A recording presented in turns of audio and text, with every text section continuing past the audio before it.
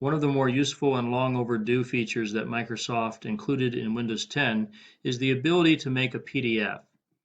In Windows 10, you can make a PDF out of pretty much anything that you're able to print. And it does this by using a virtual printer.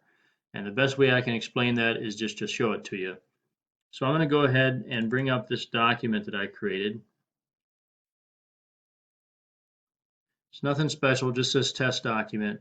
And I'm bringing this up in LibreOffice Writer, but this process works fine with any program that is able to print, whether it be Microsoft Word, whether it be your email program or a website or whatever. So I'm going to click on the print icon and notice that it has my printer name listed here. But instead of using that, I'm going to click on it and I'm going to change that to Microsoft Print to PDF. That's the virtual printer.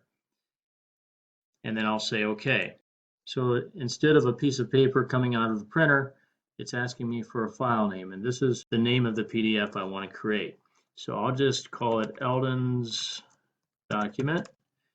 And I'm saving it on the desktop, so I'll hit save. It says printing.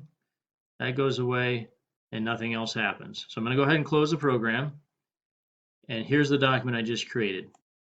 And this PDF will look exactly the same as the printout would have looked if I had printed to my normal printer.